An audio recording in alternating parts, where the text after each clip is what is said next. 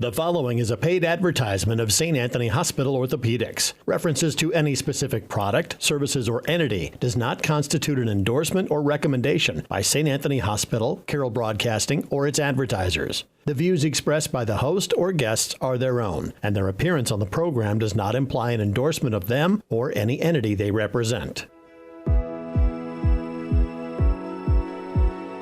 Welcome to the St. Anthony Hospital Orthopedic Show with Dr. Richard Godding. Dr. Godding specializes in joint preservation, reconstruction, and replacement surgery, and brings over 25 years of orthopedic excellence to St. Anthony Hospital and to the Carroll area. For more information about Dr. Godding, his practice, or St. Anthony Orthopedics, go to santanthonyhospital.org or make an appointment by calling 712-794-5536.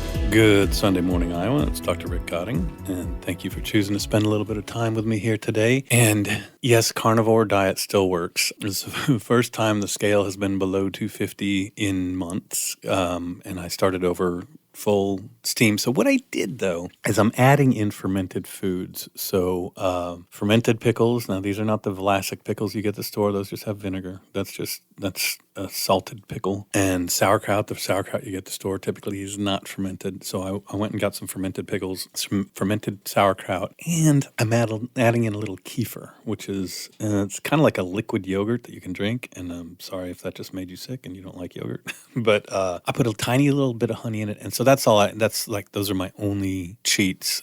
Still eat a little bit of cheese, not much. I've cut way back on the cheese, but it's mostly meat and eggs, and then a little bit of kefir, a little bit of, so I'll get like some bratwurst and throw it in some sauerkraut. And yes, mustard. Mustard's on the menu. It just makes it easier. And kind of like hot sauce, like I like sriracha and things like that. I don't count those as cheating. And again, so this year, from right where I am, my goal is to lose 25 pounds, and then I'll be way less than I did at my lowest when I was full steam carnivore, which ended about a year ago. And then I kind of started doing what I call wobbly carnivore. And then I pretty much did wobbly carnivore for a year. I never really just said, forget it. I'm going back. I'm having pizza and donuts. I'm just too old to throw in the towel like that. And, when you get older, you start to recognize, and I'll be 56 this year. So I know some of you say, spring chicken, but it's the oldest I've ever been.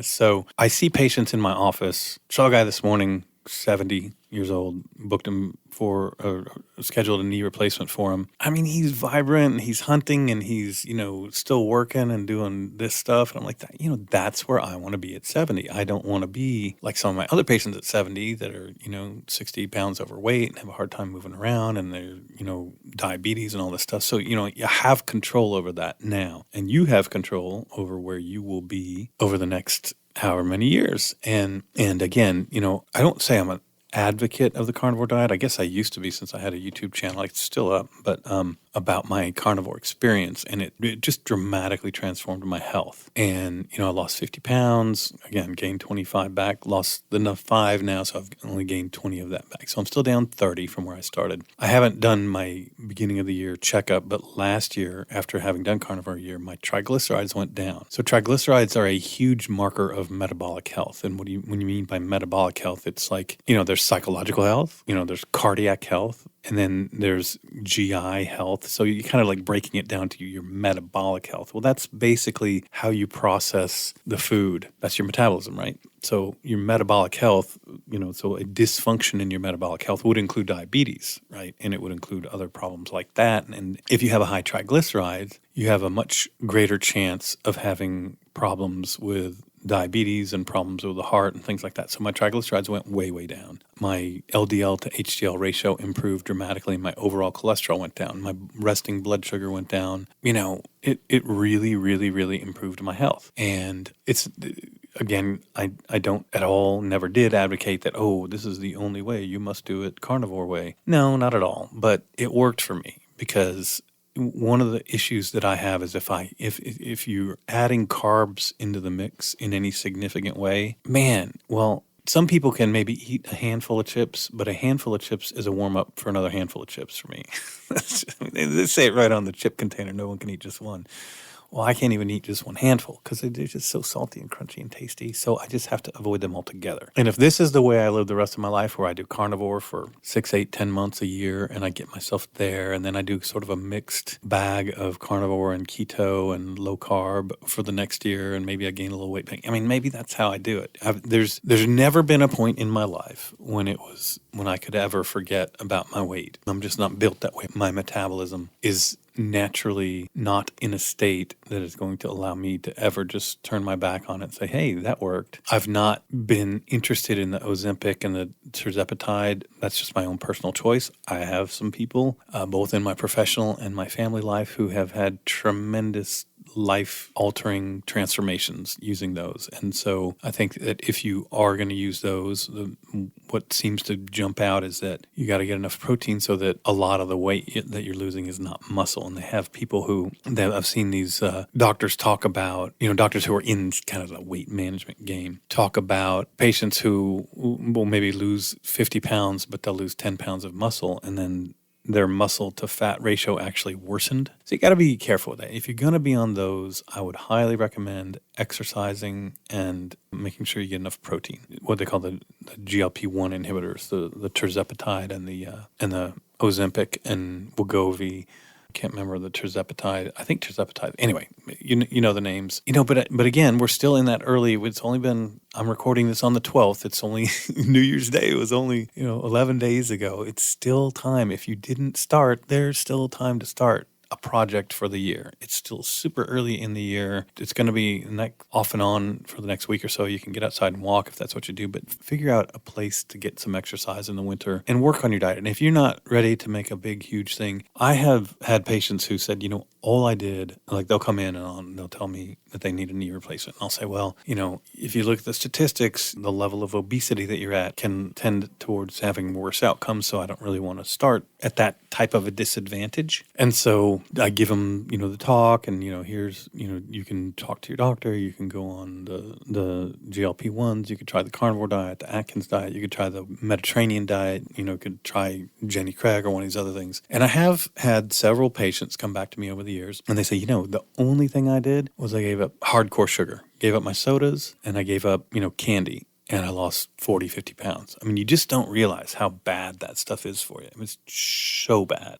And that's not to say never drink a soda again or never have a cookie again. But, if the amount of sugar in a soda is more sugar than you should have an entire day. So if you have a soda, let's say 2 or 3, oh my gosh, and the way that it affects your blood sugar. So different chemicals affect you at different rates, right? So that's why, some drugs that we administer, we give them orally, and some of them we give them IV because, the different chemicals work at different rates through different routes. And even sugar, if you're drinking, especially American soda, so you're having corn syrup instead of cane sugar, and corn syrup has a higher glycemic index, I believe, than cane sugar. And so you're just basically mainlining the sugar into your body. You got to look at a soda as at least as unhealthy as a cigarette, easily. Because I can tell you, if you drank 20 sodas a day, you'd be a wreck real fast. You would probably kill yourself in 6 months. I don't know. But nobody,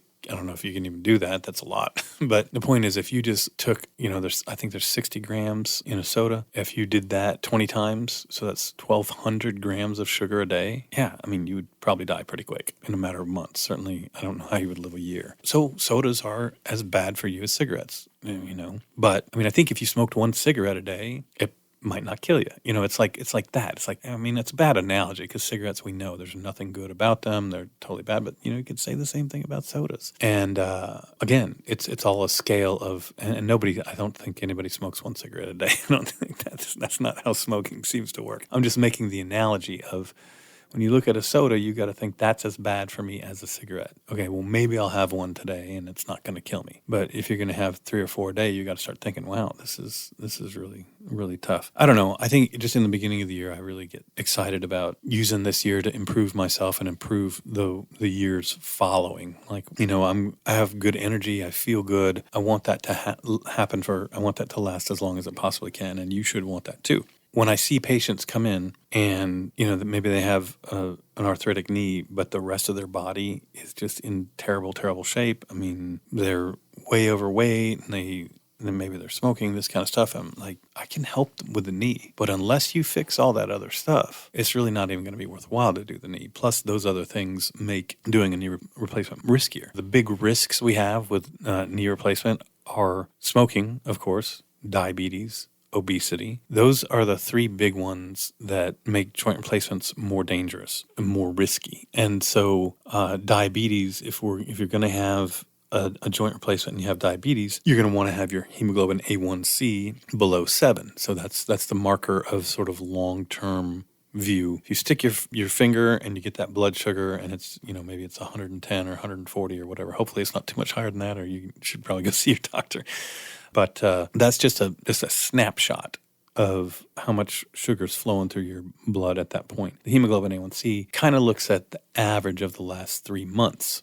And the way it does that is, so hemoglobin is part of the blood cell. It's specifically the part of the blood cell that exchanges oxygen. So oxygen comes in your lungs, the red blood cell, hemoglobin comes into the capillaries in the lung, which are the real tiny vessels where only one cell can fit through. And then with the wall of the capillary, it will exchange the hemoglobin portion of that red blood cell will exchange the carbon dioxide from your body and exchange that for oxygen in the lungs. So the lungs bring the oxygen in, that oxygen gets traded for carbon dioxide, and then the lungs breathe the carbon dioxide out. So what happens is the red blood cell is going to take that oxygen then, and it's going to take it to whatever tissue. Maybe it's going to take it to your skin, maybe it's going to take it to your heart, wherever. And then the heart or the skin or whatever organ is going to take that oxygen from the lungs off of that hemoglobin, and it's going to transfer it to the cells in there. So the heart cell is going to take the oxygen out of the bloodstream and put it into its own cell, and then the cell is going to use that for what we call metabolism. That's kind of how the cell is generating its energy and doing the functions that it does. If that muscle contracts, it's going to takes energy to contract. Well, that energy is going to come from carbohydrates,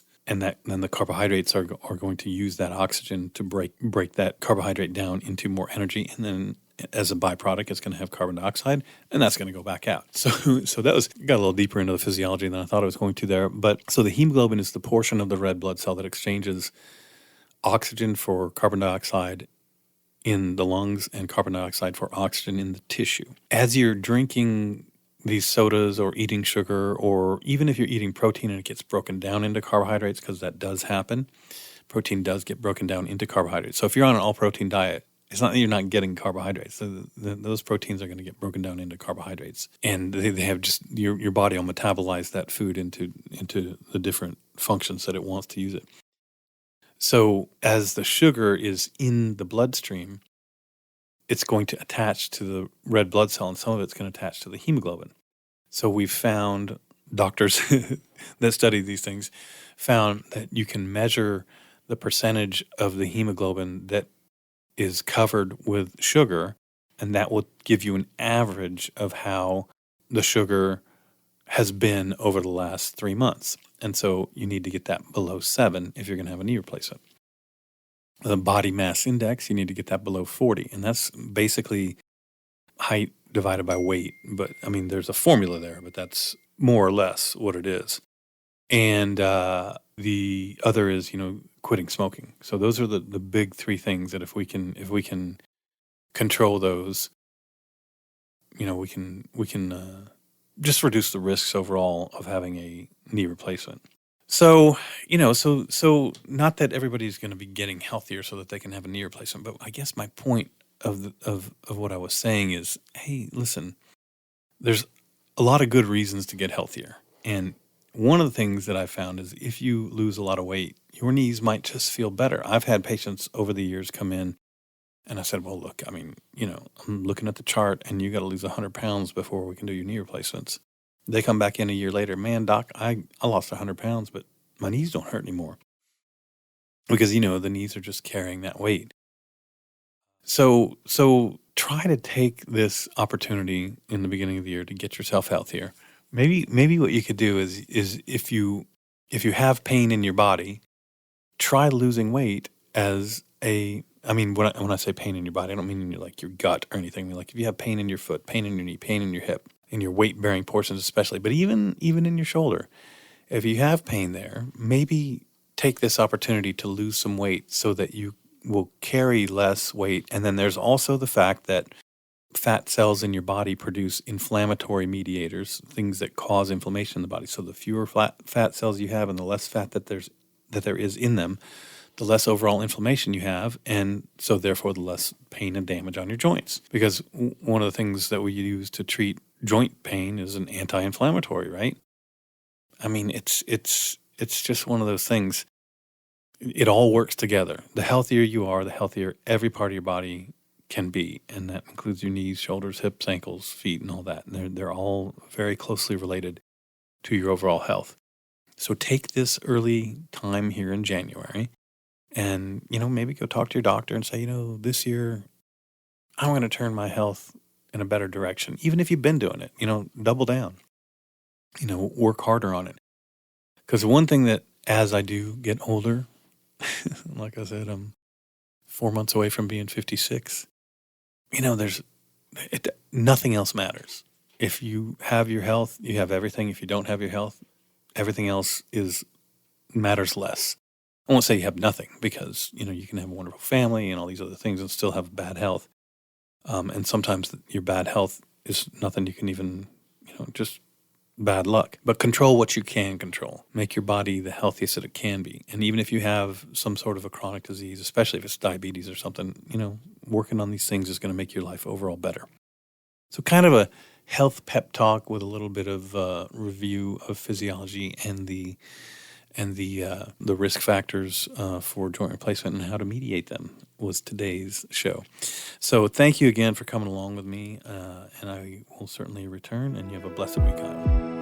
This has been the St. Anthony Hospital Orthopedic Show with Dr. Richard Godding. For more information about Dr. Godding, his practice, or St. Anthony Hospital Orthopedics, go to www.santanthonyhospital.org or make an appointment by calling 712-794-5536.